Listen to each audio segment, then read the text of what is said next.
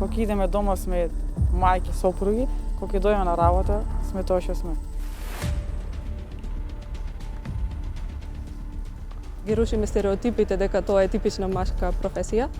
Тука работиме специфични и специјални задачи кои што захтеваат да постојано бидеме психички и физички спремни. Полиција!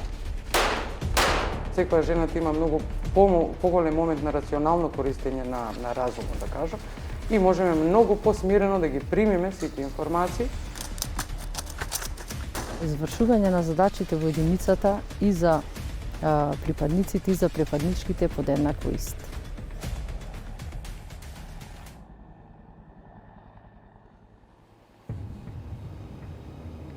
Специјалната антитерористичка единица Тигар е формирана во рамки на Министерството за внатрешни работи во 1981 година. Дури пред 15 години ја доби првата припадничка. Таа е преговарач, позиција клучна, особено при заложнички кризи. Преговарачката работа навистина е многу специфична и деликатна. Не може секој еден припадник да ја работи во оваа ситуација. Пред се треба да имате малце повеќе оскокнување од типот на комуникацијски вештини, разбирање, сослушување на другите страни. Денес таа не е единствена членка на Тигрите. Единица која може да се пофали со врвен снајперски тим. Според претпоставените, токму жена снајперист е меѓу најпрецизните. Погодок, добре. Треба да припазите многу на како прво на вас како личност, да бидете смирена личност, дишење, повлекување, психички треба сте многу стабилен, бидејќи тоа што го работиме е многу опасно и нормално одзема човечки животи.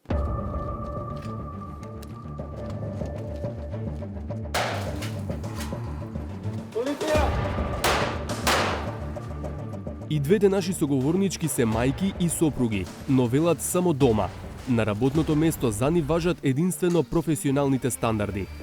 Навистина има потреба многу огромна поддршка од семејството и сум горда што ја имам истата поддршка и не чувствувам некоја напнатост или некој дисбаланс меѓу работата и семејството. Секој што пробал и што нормално треба преходна психички и физичка припрема да има пак на некој ниво, не верувам дека нема да успее, без разлика дали е машко, дали е женско.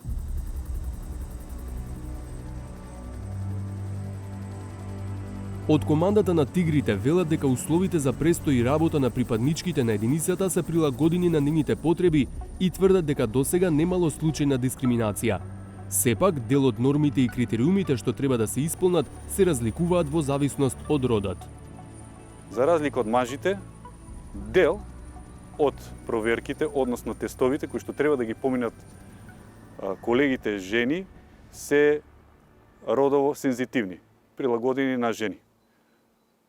А додека зборуваме за задачите, тука не постои разлика, тука постои само извршување на задачата. Девојки, мајки, сопруги, професионалки.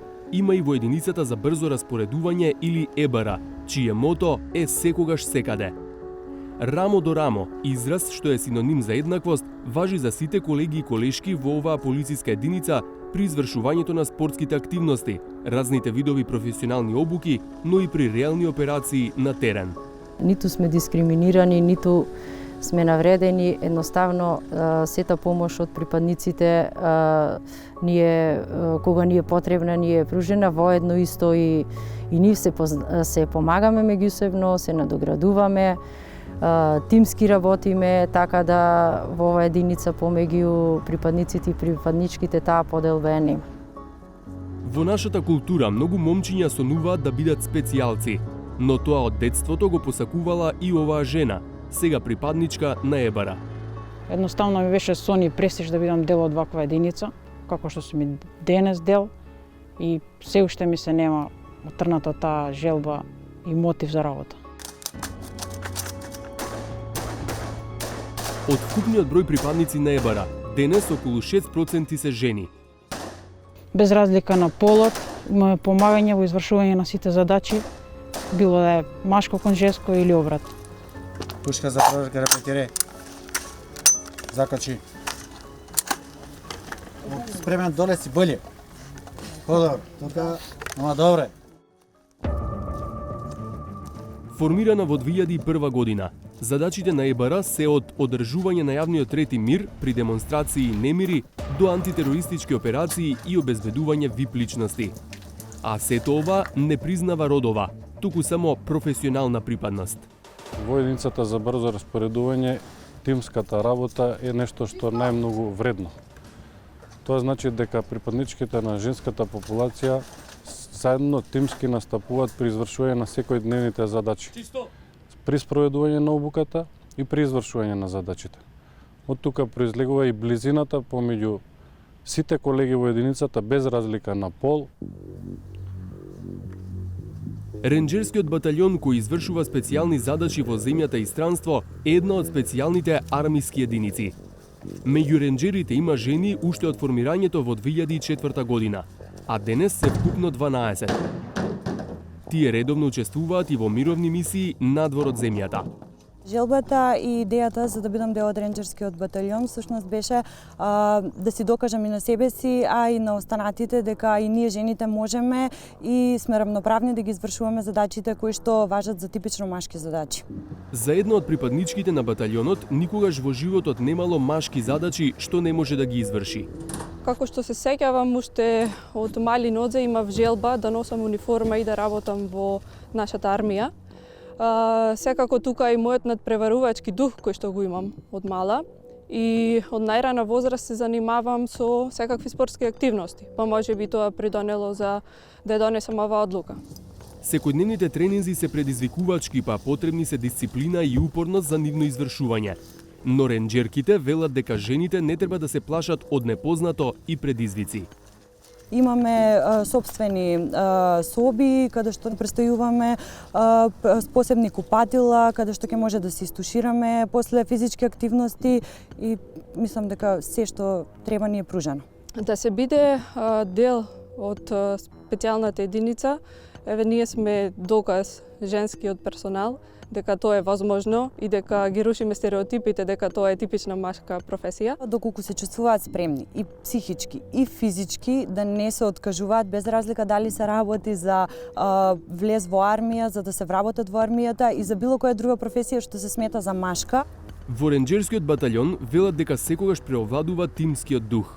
Кога веќе разговараме за женскиот пол, скоро сите со еден или два исклучоци се со фамилии, со деца и без разлика на нивните приватни ангажмани, односно фамилијарни ангажмани, работа ја извршуваат целосно и без никаков проблем, но секако дека и ние имаме предвид, како што имаме за секој еден припадник во предвид дека некои обврски се неизбежни, така да и за женскиот персонал важи истото. Меѓу НАТО земјите, Норвешка напредуваше брзо во уривањето на родовите бариери во специјалните единици. Во 2014 година е формирана првата специјална единица составена само од жени, наречена Јегертрупен или ловечки одред. Припадничка на Националната гарда на САД пак во 2020 година ја заврши обуката на специјалните армиски сили и стана првата жена што ја доби титулата Зелена беретка, откако Пентагон во 2016 година ги отвори за жените сите борбени работни места, вклучително и оние за специјални операции. Во соседството, Хрватска, на пример, има 60 жени или 5% од припадниците на интервентната полиција. Професорот на Воената академија генерал Михајло Апостолски Методи Хаџијанев смета дека мотивацијските политики треба да бидат прилагодени на културолошките специфики на една заедница. Секоја стимулација мора да биде темелна, мора да биде базирана на претходно добри истражувања, на фидбек од самата заедница кој што треба да ги прифати нив, а тоа е да се види што е тоа што може да биде потенцијален ризик во процесот на интегрирањето на жените во специјалните единици, а што е тоа што може да биде потенцијално олеснување и како ризикот да се намали, како овие олеснувачи да се засилат и да се мултиплицираат за да може таа интеграција да биде што поуспешна. Тој смета дека менувањето на менталитетот и несоздавањето полови и родови предрасуди и стереотипи не започнува во касарните, туку во училишните клупи. И тоа може би што најрана возраст, во која вие ќе градите единство, во која што ќе градите перцепција, но и ментален пристап кај децата, дека професиите на машки и женски, ако ги делиме, ако продолжиме да ги делиме, нема да можеме да, како се вика, да успееме да ја постигнеме кохезивноста во родова смисла. Се на се, во земјава има напредок во вклучувањето на жените во специјалните сили.